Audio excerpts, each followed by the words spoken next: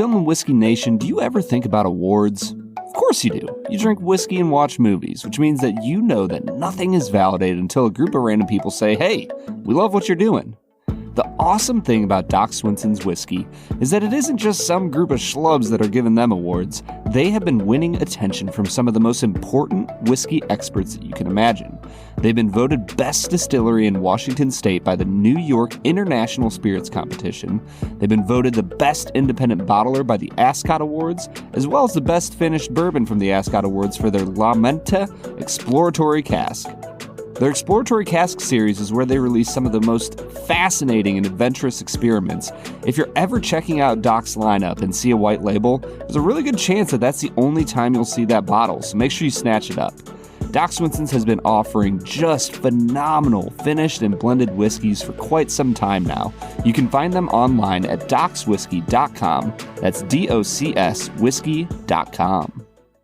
In 2009, director James Cameron and star Sam Worthington gave the world a 3D thriller that promised to advance the world of CGI in unprecedented ways. In 2022, we returned to Japan to try a whiskey with a budget about as large as this movie. The film is Avatar. The whiskey is Yamazaki 12. And we'll review them both. This is the Film and Whiskey Podcast.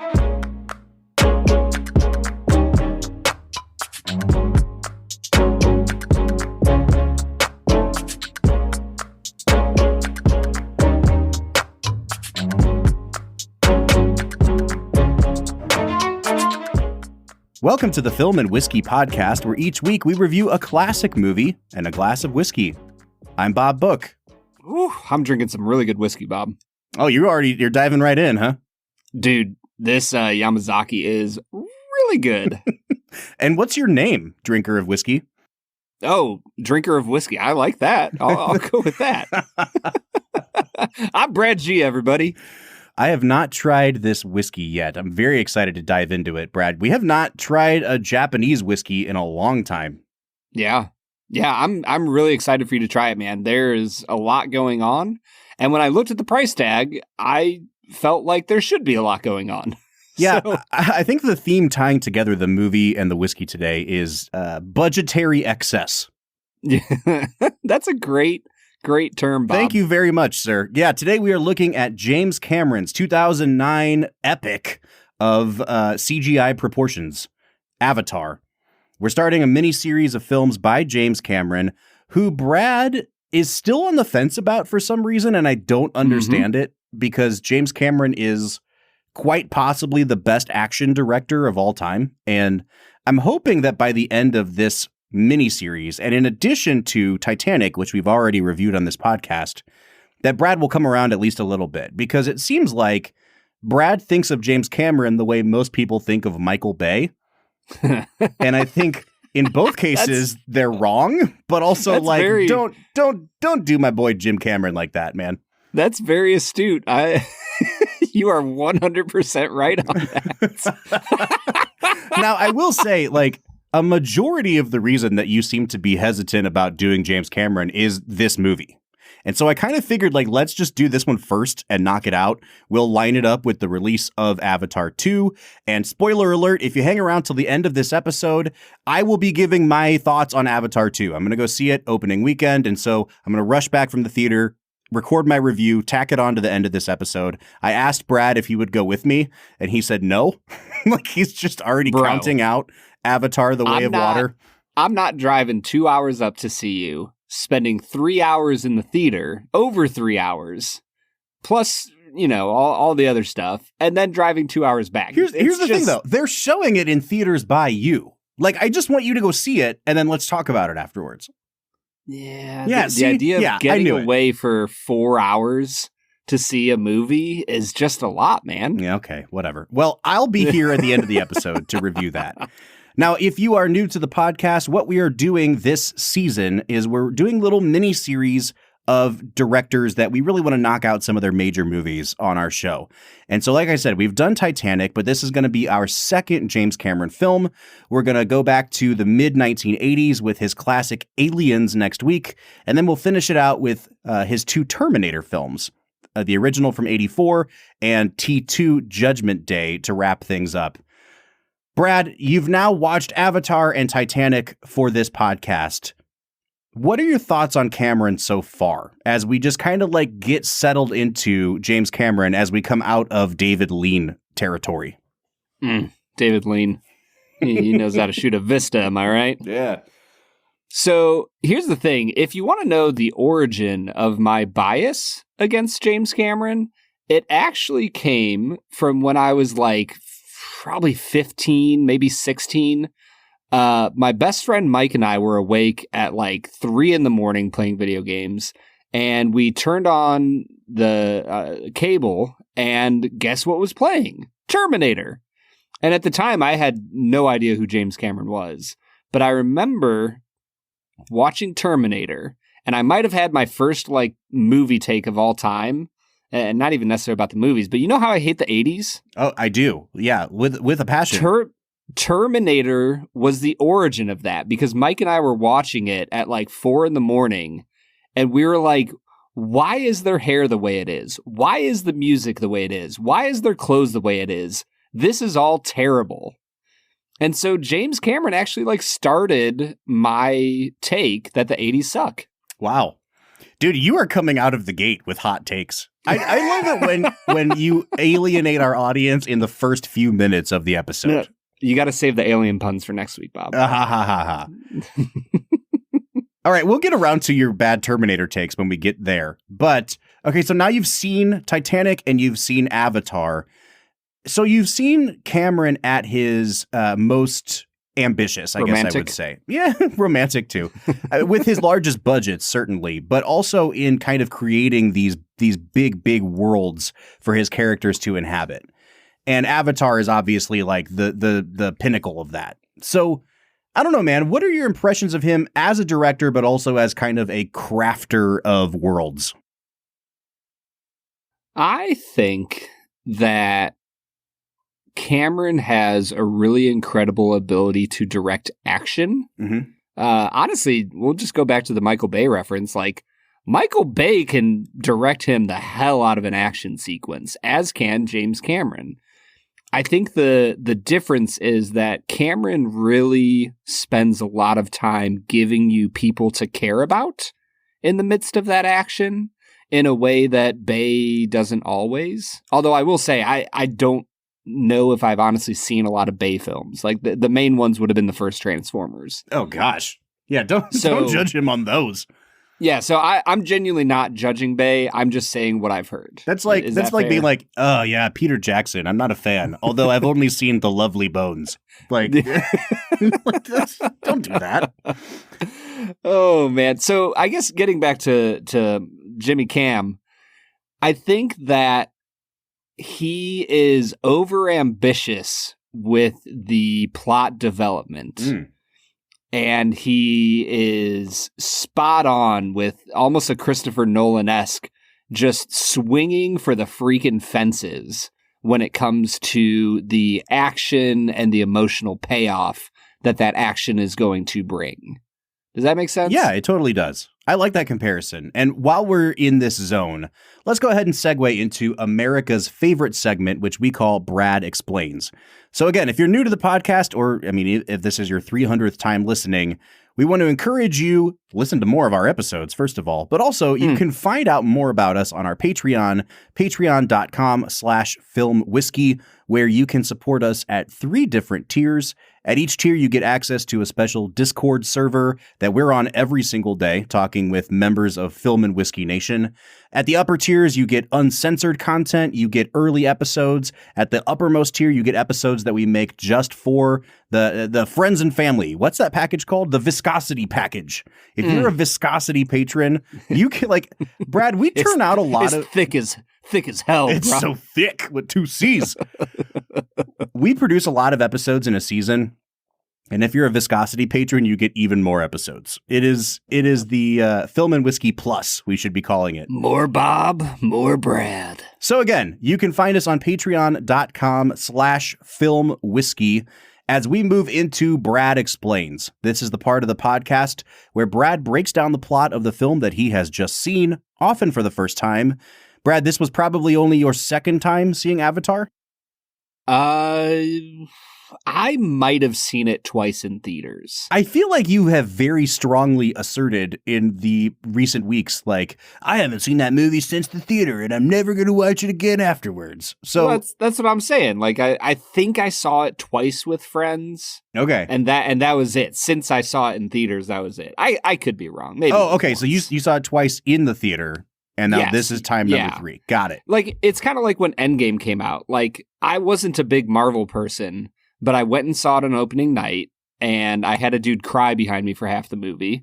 And on Monday, me and 2 of my best friends went and saw it as a matinee at like 10 a.m. And, and just kind of talked the whole time, because it was like us and 5 other people in this massive theater. We just kind of chatted and discussed things throughout. So I'm like, I don't care for Marvel, but I still went and saw Endgame twice.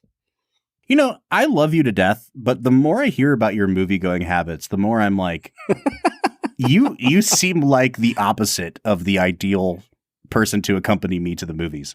Hey, but I did go and see Jojo Rabbit in theaters just on a whim. Oh, so, wow. Okay. So, 3 years ago. All right, we have put 60 seconds on the clock. Brad, you have 1 minute to break down the plot of this movie, and go.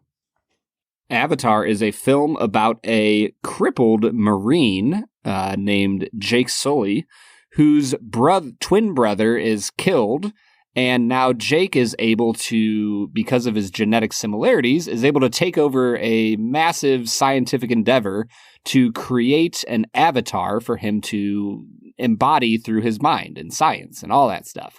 So they go to this planet called Pandora. He embodies this blue person who is a part of the Na'vi race, which is a tall, lanky, blue humanoid race. And the goal is that they would make contact with the Na'vi and help them relocate away from the largest deposit of unobtainium, which is this really valuable metal. He becomes a Na'vi warrior and ends up falling in love with the princess of the tribe and becomes one of them and fights for their freedom from the evil human sky people. There you go. That's Avatar, baby. Bro, that might be one of my best Brad Explains ever. That was a pretty good one. You even used the word crippled in the first 3 seconds just to be as un-PC as possible. Avatar's about a cripple. I literally thought about it like as the word was coming out of my mouth. I was like, wait, what's the right way of saying that? Oh my gosh, dude. All right, let's talk James Cameron here because, we're going to be talking about him for 4 weeks.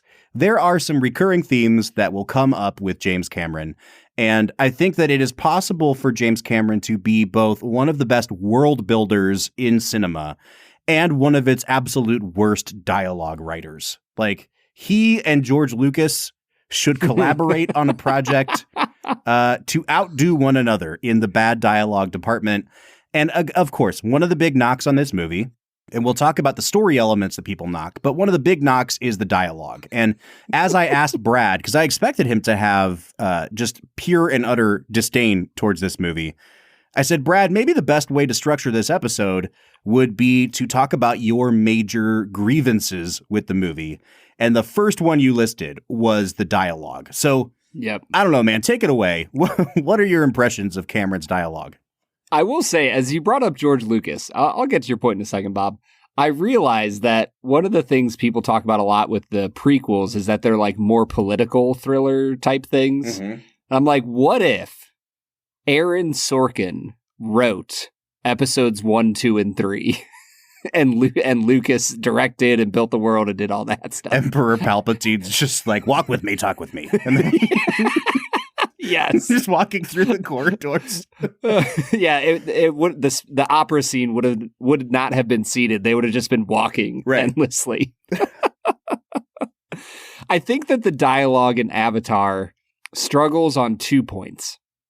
First off, the dialogue sucks. It is uninspiring. It does not make me fall in love with the characters. It honestly reminds me a little bit of Rogue One, where like the first half of Rogue One, you're like supposed to like fall in love with these people who are going to die in Act 2. And like Act 2 is awesome and it feels like a Star Wars movie and it's really well made. but the first act is rough. And a large part of it is due to the dialogue. Now, the acting in Rogue One is actually pretty good. Other than Zoe Saldana, who is a little more active, maybe like 30 to 40% in the movie on, she is spectacular. She's great, dude.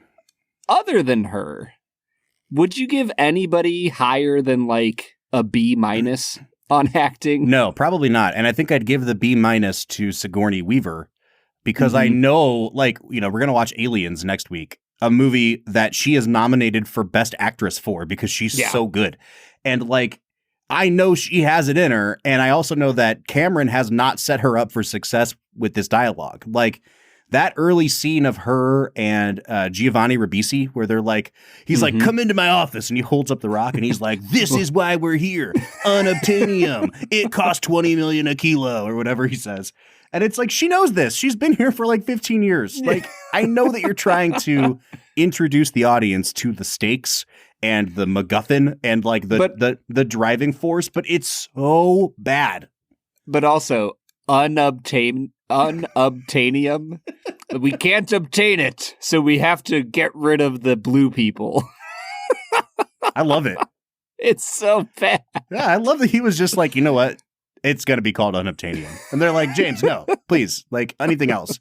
He's like, no, it doesn't matter. It's going to be unobtainium. I directed Titanic, damn it.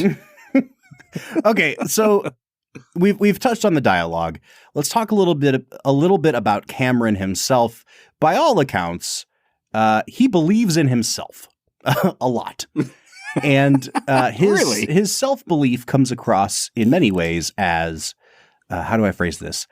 Holishness. And a lot of people have not liked working with him because he is so, I don't even want to say full of himself, but just so self-confident. And have you heard the story about him and Neil deGrasse Tyson? No, but those sound like two of the most insufferable people that you could ever put in a room together. So Neil deGrasse basically tells him, hey, the stars in the sky when, Rose is talking to what's his face and Leo's falling into the ocean. He's like, the stars in the sky are wrong. That's the southern hemisphere.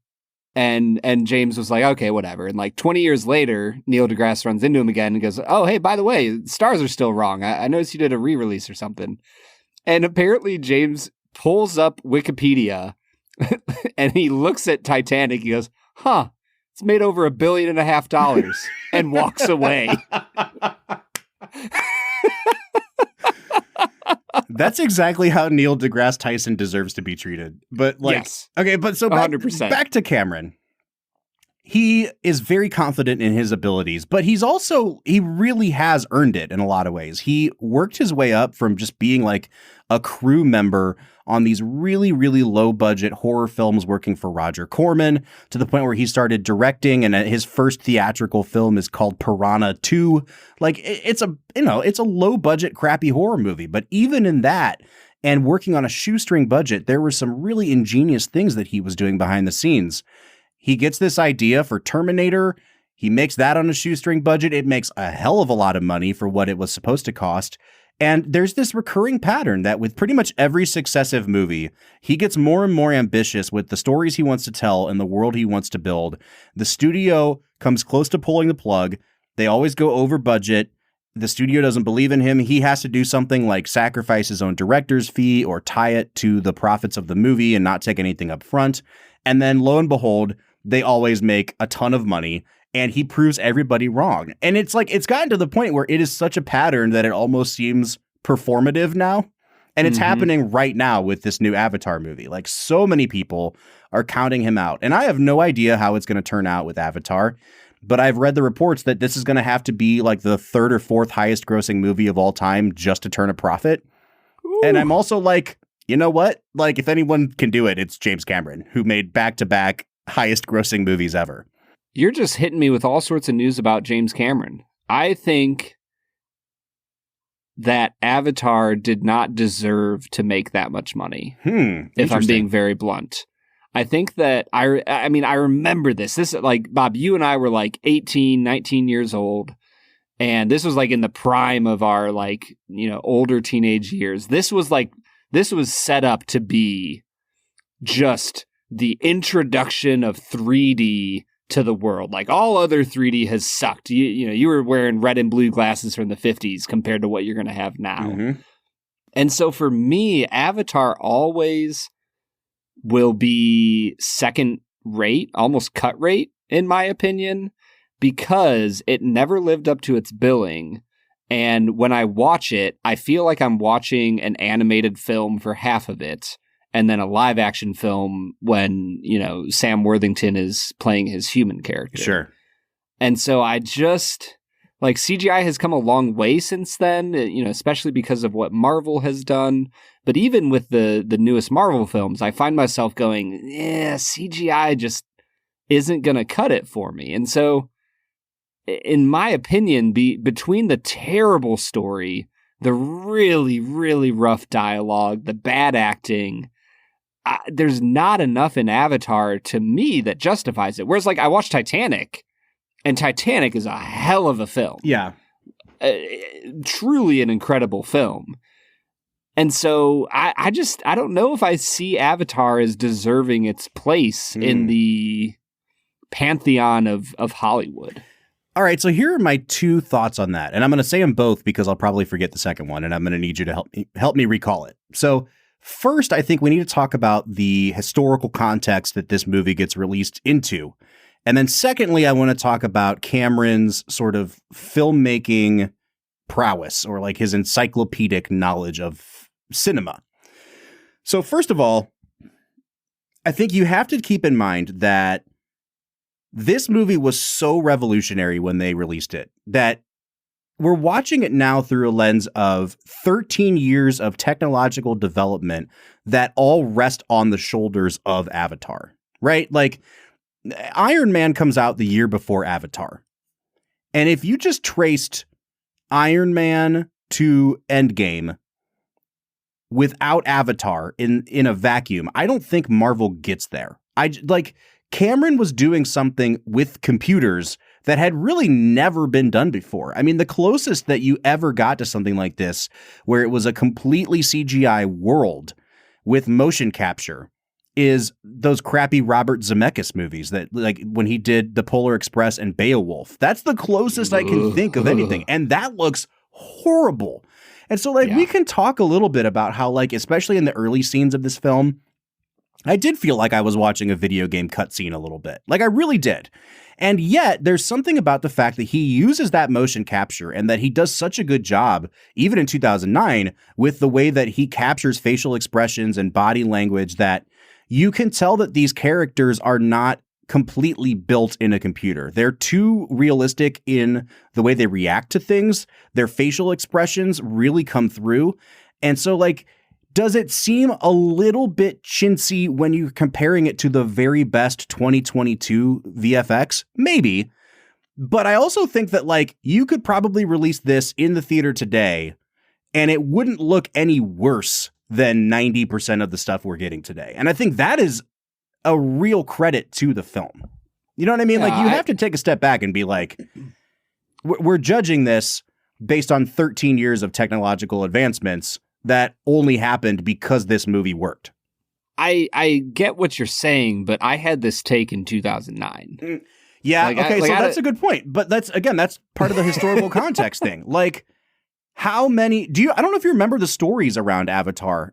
Cameron was trying to get the theaters of America to install new equipment so that they could show his movie. No one had 3D equipment. No one was showing high frame rate stuff. Hell, most of the digital projectors back then were not even showing movies in 4K. And I watched this movie on my 4K TV last night just through streaming. So it probably wasn't even really 4K. It was probably 1080. This movie looks great, dude. I really think that it probably looks better at home now because of the advancements in technology than it looked in the theater in 2009. Because he was so far ahead technologically of what the actual, mechanics that were available on the market could even do. Yeah, I don't know if my 9-year-old TV can boast the same quality. I'm probably watching it at about 2009 level. I come over to your house and it's still like an old square TV. Yeah, it's not far off, man. Like, what is this? I think it's from like 2013. Oh, yeah, man. Yeah. I think that this is just me being curmudgeonly, Bob. I'm a crotchety old man. I don't like CGI. Yeah. That's 100% a bias.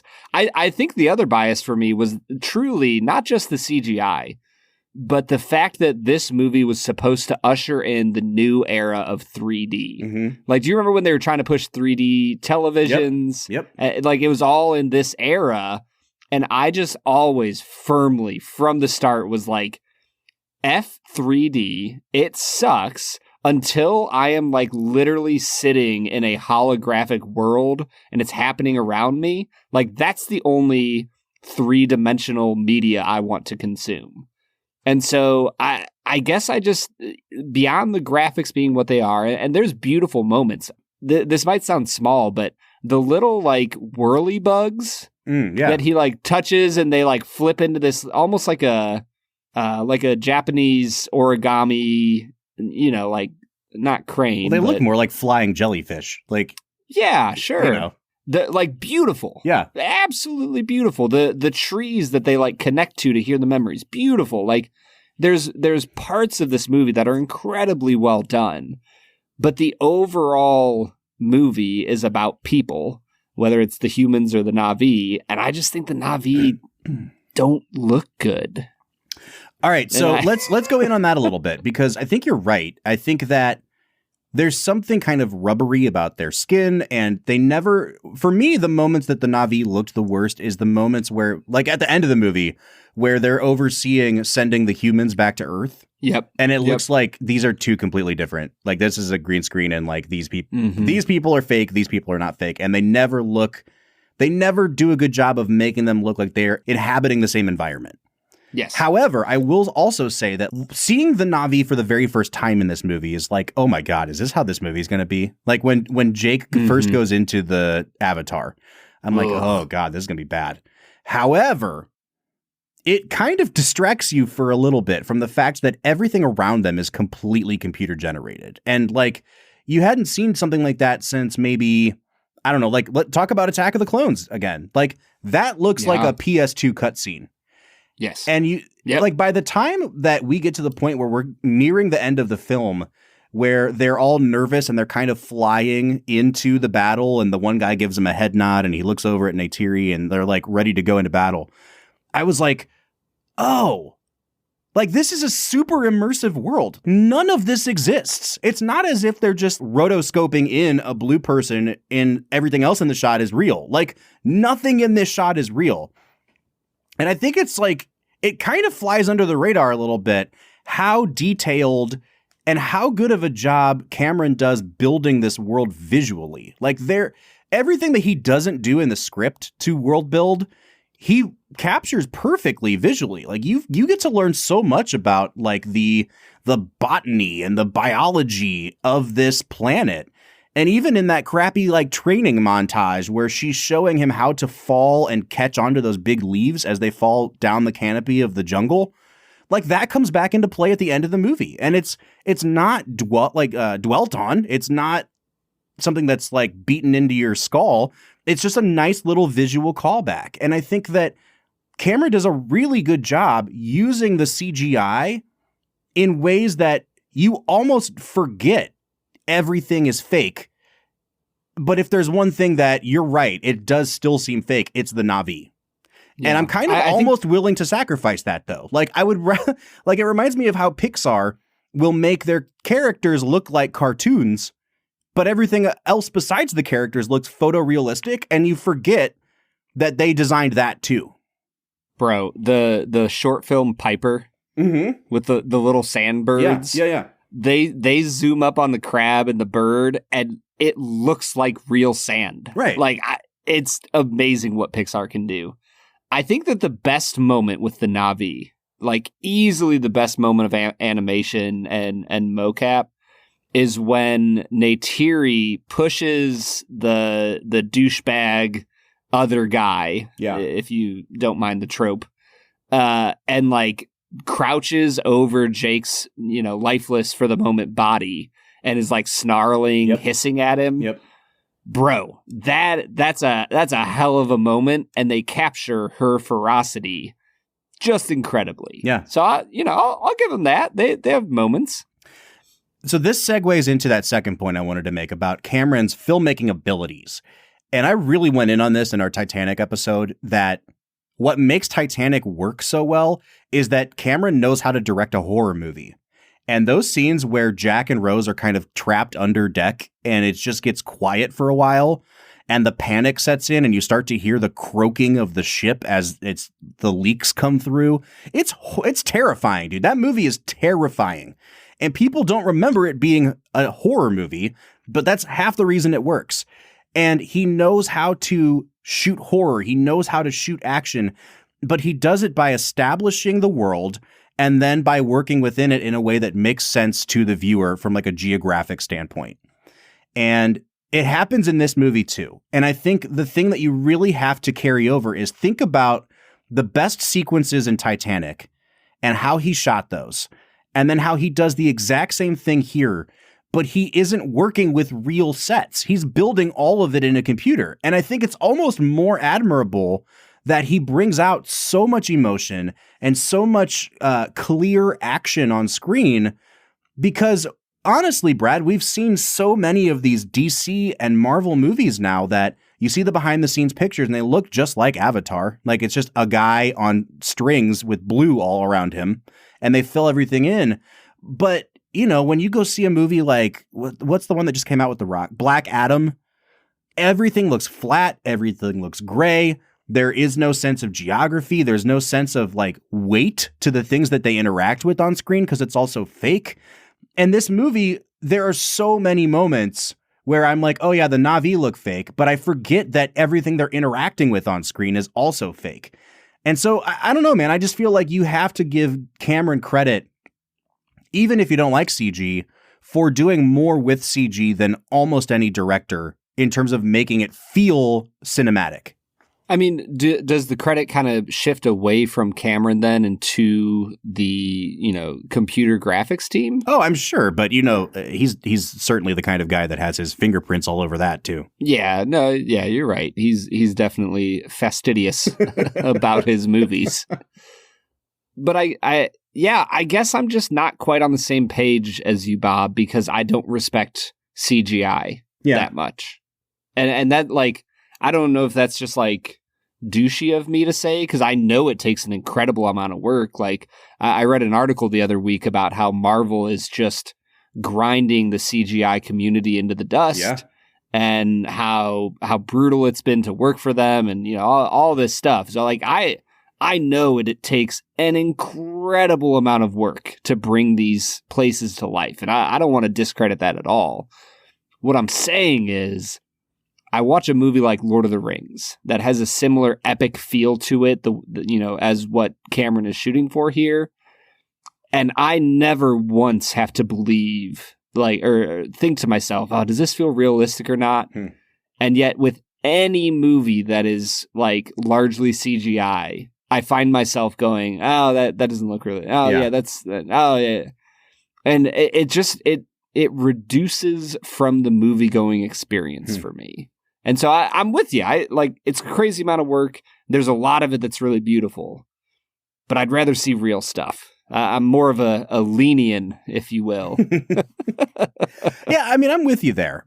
I just think that there is something to be said. I just saw today that Cameron is really out here just hitting Marvel with left hooks left and right. Like he's just shitting on Marvel all over the place. And he's talking about how, their fully CG characters just don't have the level of expression of the Na'vi, especially in this new movie, which, to be fair, I have not seen to verify.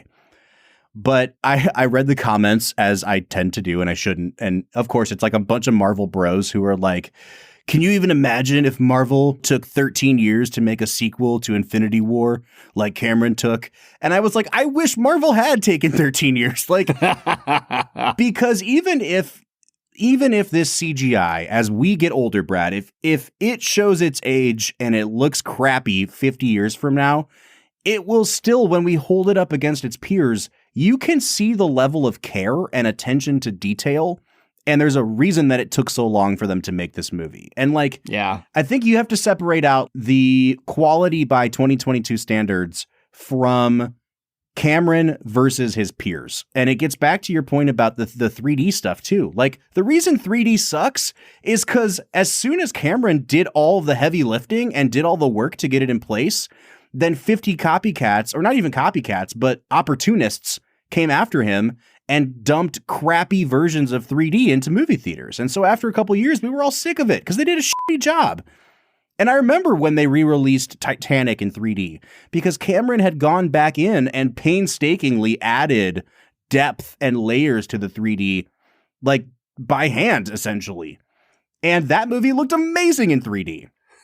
And I think the thing of like, you just have to acknowledge that a lot of the things that Cameron has helped pioneer, we shit on now, but it's because we're jaded at the people who came after Cameron and took advantage of how hard he works by giving us a subpar product. And I think sometimes we reflect back onto Cameron's stuff, things that aren't really fair to him, because if everybody had been as painstaking about the 3D or the CGI or whatever as he had, then I think we'd have a lot better cinematic movies like this to talk about. You mean that people are prone to cut corners to try and make a quick buck? In Hollywood, you say? In Hollywood? No. Dude, I don't know if I'll ever have another place to talk about this. I had just forgotten about the 3D re-release epidemic that happened 10 to 15 years ago. And yet I remember going to see Jurassic Park in theaters because I was like, it's being re-released in 3D, but I'm like, when will I have a chance to see Jurassic Park in the theaters ever again in my life? And I couldn't have anticipated the pandemic and how you can now rent theaters and all that. But like, I went to see that. I went to see the Star Wars prequels re-released in theaters. Even though I saw those in theaters as like a, 10, 11, 12-year-old, I was like, when will I have a chance to see these in theaters again? And yet, bro, the 3D is so bad. It was so bad. Oh, man. All right. Hey, let's hit pause here. Let's drink this Yamazaki. What do you say? Bro, we're like 35 minutes into this episode. Let's do it.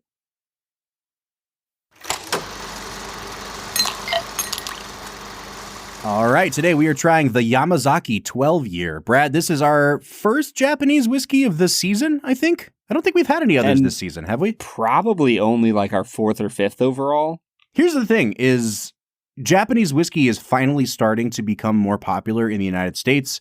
And as I go to the liquor store, like the Japanese whiskey section has expanded from like 4 bottles to 4 shelves.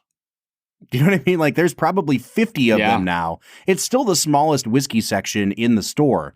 And so I struggle to know what's what or what to try. It's also pretty pricey. Like it's probably even pricier than Scotch if you're like taking it as like a 1-to-1 ratio and considering import fees and all that. So I just don't know a lot about Japanese whiskey, but I also don't think we've ever really tried a bad one, Brad.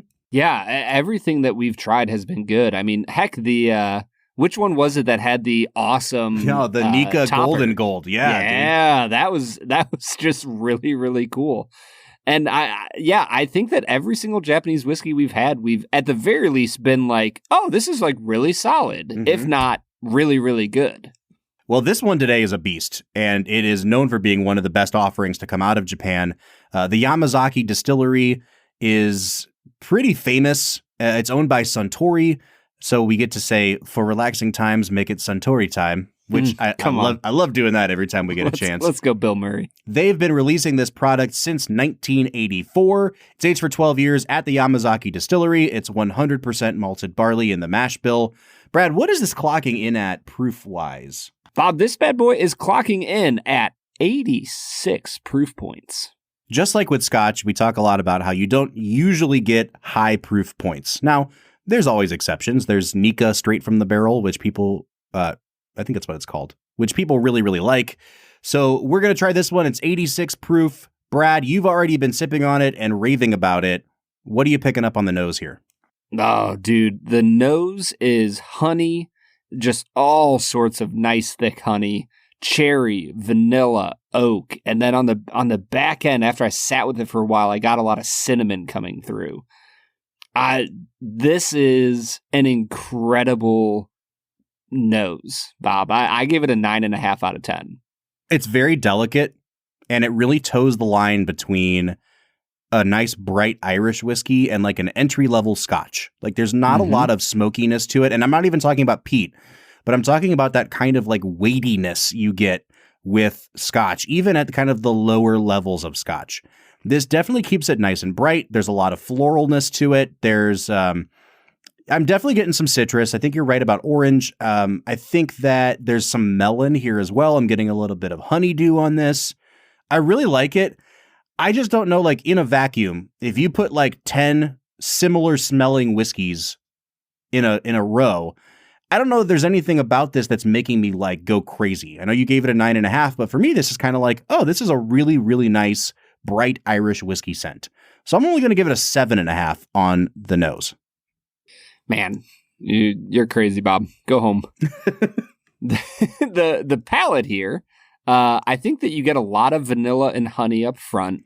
There was a bunch of like coconut refreshing sweetness in the middle. And then at the back end of my tongue, I got a little bit of oak with some like lightly roasted coffee beans. It got just a tiny bit of that cocoa at the very end. And I once again was a huge fan of the palate here and gave it a 9.5 out of 10. This is interesting. I followed you like through the mid palate, and your note of coconut was interesting because I wasn't picking it up at first, but it almost has more of like a coconut water. Like it's not sweet, but it's almost like that husk of coconut kind of thing. I really like that. It does get kind of oaky on the back end. And for me, there was just the faintest little wisp of, I couldn't tell if it was raspberry or strawberry, but it almost reminded me of like a strawberry shortcake with coconut shavings on top. Really interesting. Really, really good. Not at all like the nose though. I don't get any of that citrus. I don't get any of the melon that I got. So very different, but still really consistent, if that makes sense. I'm going to give it an 8.5 on the palate. Bob with his oxymoronic tasting notes. Differently consistent, if you will. I think that it slightly tails off at the end of this experience. It leaves you with a really beautiful honey, and I almost got like a little bit of pear on the back end. It doesn't turn bitter at all. It does get a little bit oaky.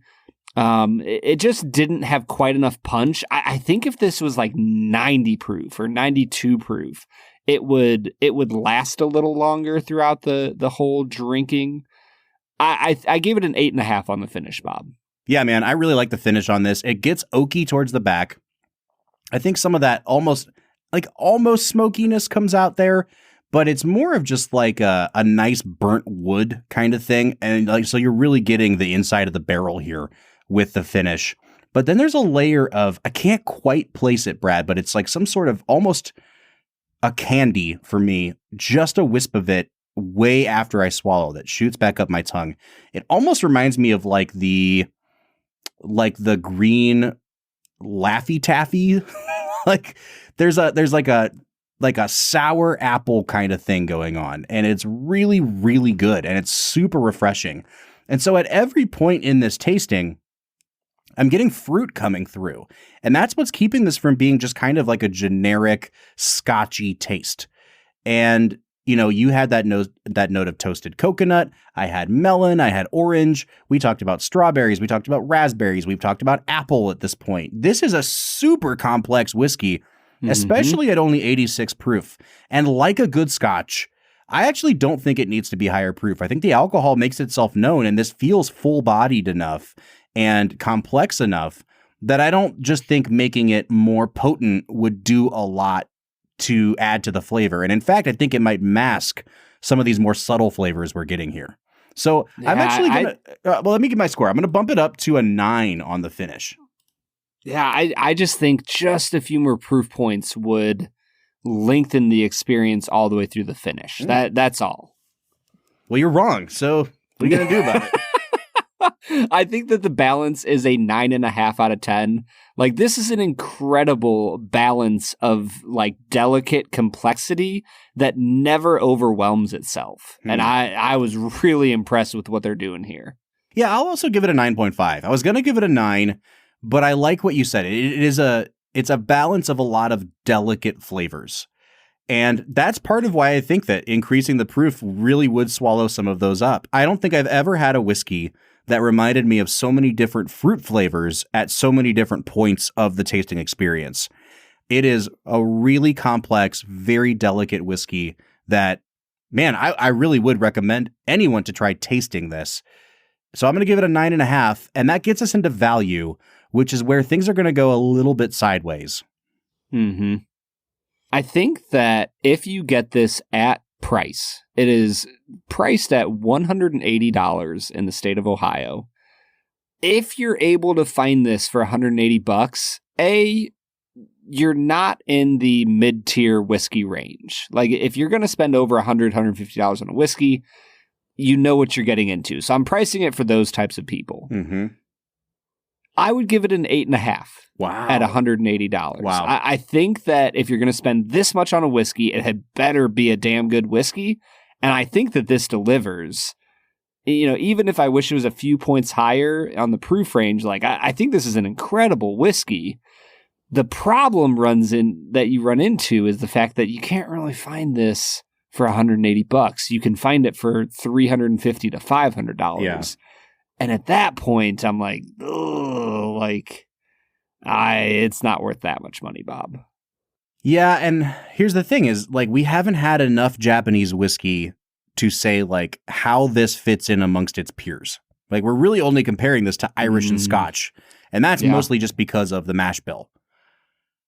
And if this was a Scotch, I'd be like, 180 is too much. You can get better Scotch for cheaper. But I don't know that that's true for Japanese. So this is really hard because part of me wants to give it like a 5.5 on value. You're giving it an 8.5. I think I'll split the difference here. I'll give it a 7 on value. 180 is more than I would pay for almost any whiskey. And so I really don't think that I would shell out $180 for this, but it is probably the most complex Japanese whiskey that we've had so far. And I would heartily recommend trying it, assuming you can get a pour of it for less than like $30 or $40. Yeah. Yeah, I'm in the same place. Like, if you can get a bottle of it, you know, and split it between you and two or three other people, like, great, go for it. If you're able to buy it yourself, awesome. But yeah, if you can find a pour for $20 to $30, I think this is a really good whiskey and worth the experience. All right, what are you coming out to, Brad? I'm at a 45.5 out of 50. Wow. So you're over the 90 mark here. Yeah, I'm at a 91 out of 100. Holy shit. Okay, I am at a 41.5, so I'm a little bit lower than you, but that still brings us out to an 87 out of 100 or a 43.5 out of 50. Now, anything over a 35 is where we typically start recommending. Anything over a 40 is like, you got to try it or get a bottle. And I think, again, you know, if you can find it and you're willing to shell out that much money to have a really good Japanese whiskey, it might be worth it. But it is certainly worth trying, and I would recommend that with no hesitation. Yeah, easily recommend it. Along with a movie that I don't know if I'd recommend, Bob. Whoa. Okay. Well, let's get back into talking about Avatar. Yeah, let's get to it, man. All right, everybody. That was Yamazaki 12, an expensive whiskey that pretty much is worth it, Bob. Yeah. I mean, pretty much, yeah. Yeah. That's a good way of phrasing it. It is pretty much worth it. You know what else is pretty much worth the cost of admission, Bob? I don't. Canada's favorite segment of the podcast, 2 Facts and a Falsehood.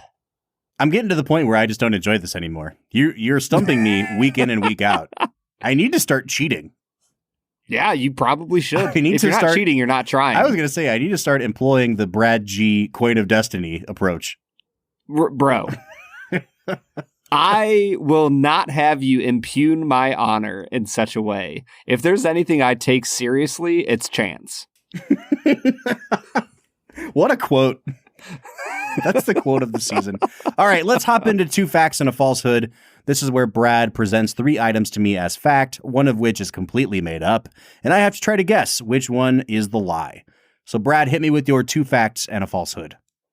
Alrighty, Bob. Fact number 1. In preparation for the film, Cameron had the cast do long hikes through the jungles on some of the Hawaiian Islands.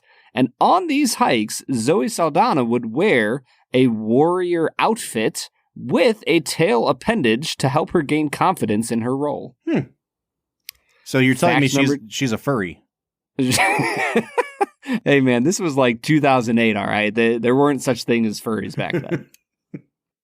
Fact number 2, Zoe Saldana is reunited in Avatar with Joel David Moore, who plays Norm, who also played a small role on the pirate crew of 2003's Pirate of the Caribbean, Curse of the Black Pearl. Nice. Fact number 3, Zoe Saldana has appeared in 3 out of the 5 highest grossing films of all time, a feat not achieved by any other performer. Her films have grossed more than $11 billion worldwide. I think 3's true, right? Because, I mean, she's definitely got this. She's definitely got Endgame. And I assume Infinity War is up there. I'm not going to tell you if it's true or not, Bob. Well, I'm talking out loud because I'm going to really be pissed if you're like, Infinity War is number 7. I'm going to assume 3 is true for now. Okay. Number 2 sounds like it could be plausible. I mean, she did play a small part in that movie, and so did, well, I don't know if the other guy did, but sounds plausible. Number 1, about Zoe Saldana being a furry. Maybe it's just because I like Zoe Saldana. She seems very genuine and down to earth, and I just don't want to think that she would do that kind of a thing. And I'm like reading into it. Like she just wore a tail. She wasn't actually a furry. But I'm like, no, not my girl Zoe. The like, furry she fact. Do such a thing. Yeah. I'll say number 1 is a falsehood. And I have no other reason for that than like, I just don't see Zoe doing that. But Bob? I don't know her at all. And that's my answer. According to IMDb, fact number 1 is a truth. 100% true. Fake news. Which one was false? The falsehood was, so I'm not going to lie, I was doing research on Zoe Saldana because I decided that she should be the theme because she was the best actor in the movie. And so I did not know that she was in Pirates of the Caribbean. So I completely made up that Joel David Moore was also in that movie. As this movie was playing out, I had to look up Joel David Moore because when he was in his avatar body at the end of the movie, and he was like on horseback and firing a machine gun, and then he was like getting knocked off his horse and going, whoa! I was like, oh my God, I think that guy played Linguini in Ratatouille. Oh. I think that's the Ratatouille guy. Is and it? it turns out it's not. But that was a lot of build up there, Bob. Well, but it ruined part of the ending of the movie for me because then I could only think about Linguini from Ratatouille in like on Pandora, like just running around like, little chef, what are you doing? So it's like at the end of I get it's been out for a little while. At the end of Everything Everywhere All at Once with Raccacoonie. Raccacoonie, yeah, they're just running through the forest. Oh, man. Fun fact, Joel David Moore, my wife is watching this and she heard his voice and goes, oh, he's somebody, and immediately starts Googling it. He was a regular on the TV show Bones, for anybody, any Bones fans out there. Yeah, cool. Thanks, Haley. You're All welcome. Right. Brad, we've talked a lot about this movie. Do you have anything else you really want to say, or should we just kind of go right into Make It a Double? Well, I think one of the few takeaways I had from this movie that I think might be unique to me, I mean, it's the internet, so nobody has original thoughts. One of the things I found myself pondering as I watched this film was in the midst of kind of the training sequence, if you will, when, you know, Jake Sully is going through the rites of becoming a Na'vi warrior, or, you know, whatever the name of their tribe is. I realized, I was like, our culture, the Western culture in general, I can't necessarily speak for like France or Germany or Britain, but I feel like this might be true for them as well. We don't really have any healthy rites of passage for what it means to be a man or a woman in our culture. And I think that there's something really powerful about having a clear-cut pathway of like, hey, these are the things it takes to be a man in our culture or a woman in our culture. And I know that might... I'm not trying to be controversial here. I know that being a man and a woman is in a very unique place in America right now. But I guess if I had to broaden it out, the Na'vi have a very specific understanding of how you gain purpose and meaning in your life. And our culture doesn't really have that. And I think that Avatar actually really gives you a beautiful picture of the importance of community in helping people know why they are here on this earth. Yeah.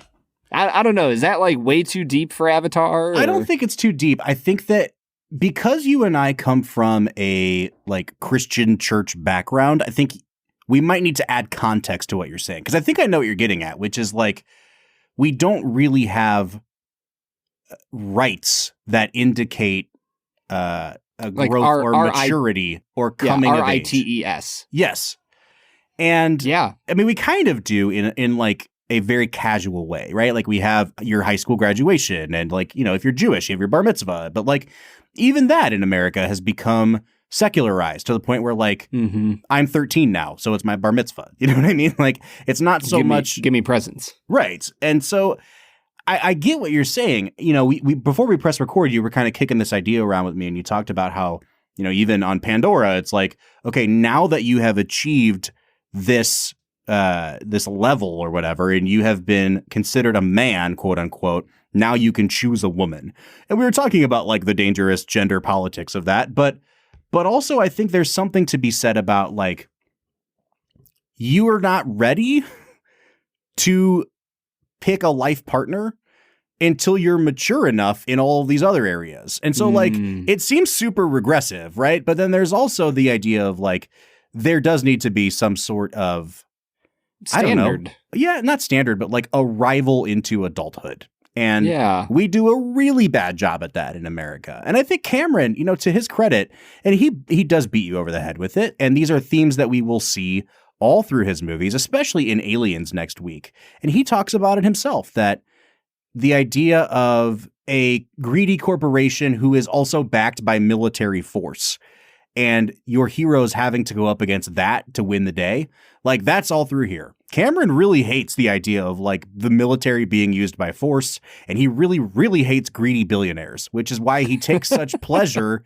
in like sticking it to the man and giving them the finger every time he makes a movie. Because he's like, I'm going to make it for $1 billion and there's nothing you can do about it. What's the name of what's the name of Kate Winslet's fiance in Titanic? I don't know what his name is in the movie, but it's Billy Zane, the actor. Billy Zane's performance represents everything you're talking about. Yeah, exactly. So yeah, I like that you pointed it out. I don't think it's really a major theme in the movie, but I think it gets back to this idea of something that is wholly foreign to American eyes and ears that actually does have some value to it. Yeah. I will say the whole like transferring consciousness from one being to another had some real weird vibes to it. And I didn't know how I felt about it. Well, even just the idea of like, they built the Na'vi from a mixture. And this is the thing about Cameron. He's like, I'm not going to dwell on the how. Like, we're just going to get into the bodies. And then the wonder of this world is hopefully going to sweep you up. And I kind of respect it because it's like, at the end of the day, who cares? Yeah. And he kind of knows who cares. But the way they try to gloss over it, which is like, we built these things from a combination of your DNA and Na'vi DNA. And I'm like, that's a little weird. It's a little weird, but also like, how do the minds actually sync up? They don't really, I mean, you get into a machine and then your mind is just synced up. And I'm like, how? But also, why didn't they just synthetically build Na'vi if they have Na'vi DNA and then just like educate them? Do you know what I mean? Yeah. To go be emissaries. Like, why did you have to develop this whole program where they have to be mind controlled by? It just seems so much easier to just be like, "Hey, Sigourney Weaver, like, just teach them English." Train, yeah. Do you know what I mean? I don't get it. We're getting right back to Attack of the Clones. Why don't you just hire the cloners on Camino to make you a clone Na'vi army? Should we be making this a double with Attack of the Clones? Oh, I call it. I'm putting it in there. Attack of the Clones. Go watch it. Well, to officially preview it, we have a segment that we like to wrap the episodes up with called Make It a Double, where we pair this with another film to make the ideal double feature. And it sounds like Brad is using maybe the most reviled of all Star Wars films, Attack of the Clones, to pair up with Avatar. A film that I objectively like, but recognize it's my least favorite of the 6 original films. I think that this is hard to pair up with anything because it's like it has pieces and parts of everything. I feel like I've seen this movie 100 times, but the James Cameron element of it, I'm like, I've never seen anything like this before. So pairing it up with something is kind of like a moot point because, you know, I could pick 100 white savior movies and they would line right up with this. I could pick 100 sci-fi movies where people go to a different planet and they line right up with this. I guess the most obvious one would be The Matrix, where you plug in with your mind to another body in a different world. And like, so, you know, The Matrix is a great movie and it's Ready Player One. Ready Player One. That might be an okay one. And I actually liked that movie a lot more than apparently most people did. I'll go with The Matrix just because that movie's rad. And I actually think that from the midpoint of this movie on, it gets really, really good too. So yeah, watch The Matrix and watch Avatar. Are we going to talk about the Pocahontas of it all? I mean, here's the thing. It's been talked about to death. Like, we know. We all know. Just making sure. It's a white savior movie. It's a Pocahontas movie. It, you know, is that an inherent flaw with the movie? I don't know. It depends on if you think this movie sucks. It's the way the story is told in this movie. It's been told 100 times before. This doesn't do it really any better or worse than any of those other movies. So, like, you know, it is what it is. Yeah, I think that's fair. All right, man. What's your final score on Avatar? Oh, 7.5. All right. Yeah, I think it's solid. I think it's fun. I think that the first half is really rough. And then from the moment that they destroy the home tree on, it's just, I texted you this. It's just pretty rad. Yeah. Like, it's just really fun action movie sequences after action movie sequences. I think that he's not fully original in his action sequences. Like, and I'm not talking about the graphics or what you're seeing. It's more of like the style of them.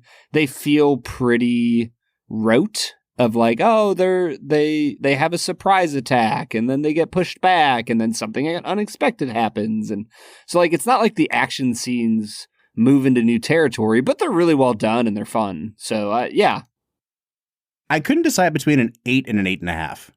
And I was not expecting that because again, like the first 15 minutes of this movie, I was like, damn it, is Brad going to be right? Like, am I going to have to go in there and be like, Avatar does suck? I am right, Bob. I think that this movie is an 8 out of 10 because it's a flawed movie. But I think the technological advancement, like I think what this movie represents is almost more interesting than the movie itself. Like it really did push the industry forward. And I don't think you can take that away from Cameron. It's a pretty good movie. Sam Worthington is not good. Zoe Saldana knocks it out of the park. And so I'll give it an 8 out of 10. And that takes us to an average of a 7.75, which puts us pretty much right in line with the general public. This has a 7.8 on IMDb. So for all the people out there that say this movie sucks, it seems like you don't hate it that much because you rated it at just about an 8 out of 10. But that's what we think. But we want to know what you think. Reach out to us on our social media accounts. If you hated Avatar, if you loved Avatar, if you're going to go see it this weekend, the new one, let us know. You can find us on all of our social media platforms, Facebook, Twitter, Instagram, at Film Whiskey. Or you can jump onto our Discord. We are on Discord every single day talking to you guys, the fans of the Film Whiskey podcast. So if you want to join the conversation, you can download Discord and join our channel. You'll find a link to it at the end of every single one of our show notes. Hang on for another couple minutes. I'm going to give you my impressions of Avatar: The Way of Water, but Brad and I will sign off here. We'll see you next week for Aliens, which I'm freaking pumped about. What a great movie. But until then, I'm Bob Book. I'm Brad G. And we'll see you next time.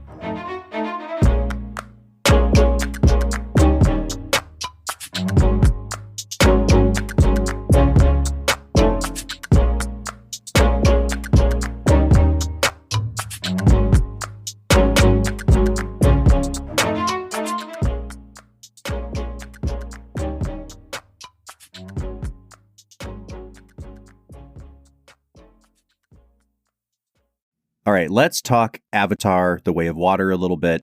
I went to see this on Thursday night, 10:55 p.m. screening. That movie is 3 hours and 15 minutes long. So with trailers, I got home at 3 o'clock in the morning. It is a long movie. Does it need to be 3 hours and 15 minutes long? Probably not. I think when you're approaching that length of a movie, there has to be a reason. It has to say something so deep and so profound that it justifies being 3 hours long.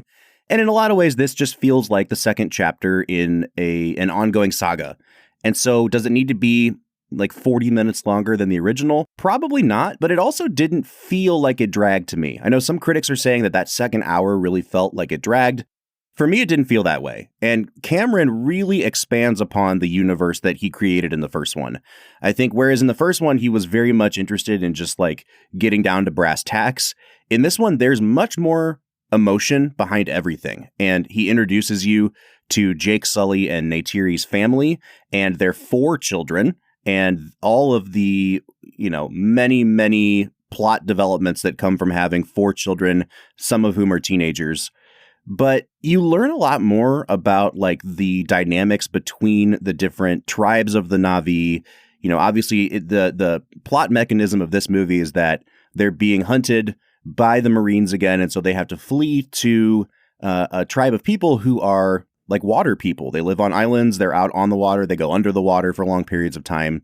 And so you get acclimated to this new world just as Jake Sully's family does. But there's a much more, spiritual connection in this movie. The way that he played up the spirit tree in the first movie, this one goes so much deeper into the connection between all living things. If you're not on board for a whale creature having subtitles in English while speaking whale, then this might not be the movie for you. But I'll tell you what, it worked for me. I thought this was a significantly better movie than the first one. It goes so much deeper emotionally. I think that the technology is advanced like crazy.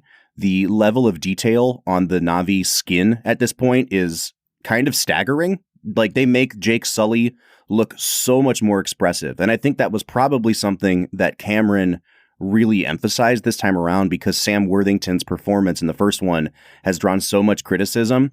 But it's really great. It's a nuanced, layered performance, and the technology has caught up a little bit. There are still moments with some of the characters where their skin looks a little bit rubbery. There are still some shots that are oh, they probably didn't spend as much time on that. But I would say 90% of the visual effects are better than anything you've seen since the original Marvel or since the original Avatar, and so much better than what Marvel's currently doing that you kind of forgive the other 10%. To me, it's go see it on the biggest screen possible. I saw it in 2D. If 3D is important to you, then God bless you. But I always try to see a movie in 2D first, just so I can determine, does it work as a movie? Aside from the gimmick of the 3D. I might go back and see it in 3D because Cameron's so good at using it. But for me, it's better than the first one. I cannot recommend it highly enough. It is a movie theater movie. If you saw Top Gun Maverick in the theater, then you owe it to yourself to see this one in the theater. 3 hours and 15 minutes. You're definitely getting your money's worth. I'm going to give it an 8.5 out of 10. And that's my review of Avatar: The Way of Water. We'll see you next week.